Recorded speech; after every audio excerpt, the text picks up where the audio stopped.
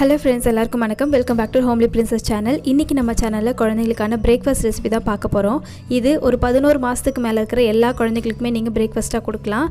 இது வந்து ஒரு கிழங்கு வகைகளில் செஞ்ச தோசை தான். நான் வந்து ரீசெண்டாக வந்து மரவள்ளி கிழங்கு வச்சு ஒரு 2 வீடியோ போட்டிருந்தேன். ரொம்ப நல்ல ரெஸ்பான்ஸ் இருக்குது. அது மட்டும் இல்லாமல் லாஸ்ட்டாக வந்து அந்த மரவள்ளி கிழங்குல லட்டு பண்ணியிருந்தேன். அதை பேஸ் பண்ணி ஒரு குட்டி குட்டி தோசை மாதிரி பண்ண போகிறோம். ஸோ இதுக்கு என்ன பொருள்லாம் தேவை, இது எப்படி செய்யலான்னு பார்க்கலாம் வாங்க.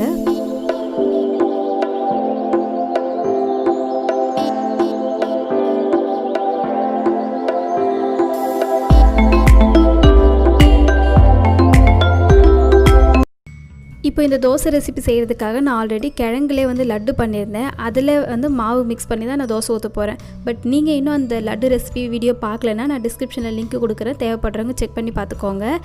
அது மட்டும் இல்லாமல் கிழங்கு வந்து குழந்தைக்கு எந்த அளவுக்கு நீங்கள் கொடுக்குறீங்களோ அந்த அளவுக்கு குழந்தைக்கு எடை அதிகரிக்கும், கொஞ்சமாக சதைப்பிடிக்கும் செய்யும். ஸோ அதனால் அடிக்கடி மாவு சத்து நிறைஞ்ச அந்த கிழங்கு வகைகளை சாப்பாட்டில் சேர்த்துக்கோங்க.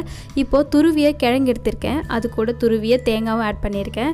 இப்போது கொஞ்சமாக இனிப்புக்காக நாட்டு சக்கரை, ஒரு 1/4 ஸ்பூன் அளவுக்கு நெய், இது எல்லாத்தையும் ஒன்றா மிக்ஸ் பண்ணிவிட்டு நம்ம வந்து லட்டு மாதிரி பிடிச்சதுனால நமக்கு இந்த குட்டி குட்டி லட்டு கிடச்சிருக்கு. இதை தான் போன வீடியோவில் நான் சொல்லியிருக்கேன்.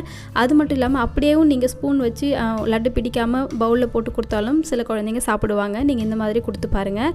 இப்போ நம்ம தோசை எப்படி செய்யலான்னு பார்க்கலாம். நான் வந்து தோசை மாவு வந்து குழந்தைக்கு தேவையான அளவுக்கு எடுத்து வச்சுருக்கேன். அதில் நம்ம வந்து இந்த மாதிரி மிக்ஸ் பண்ணி வச்சுருக்க கிழங்கு மிக்சர் இதோட ஆட் பண்ணிக்கலாம். இந்த மிக்சர் ஆட் பண்ணதுக்கப்புறம் நல்லா மிக்ஸ் பண்ணி விட்டுருங்க. இப்போது நமக்கு மாவு ரெடி ஆகிடுச்சு. நம்ம இதை தோசைக்கல்லில் போட்டு தோசையை ஊற்றி எடுத்துக்கலாம். இப்போ நான் கொஞ்சமாக பேனில் வந்து நெய் தடவிருக்கேன், அதில் குட்டி குட்டி தோசையை ஊற்றி எடுத்துக்கலாம்.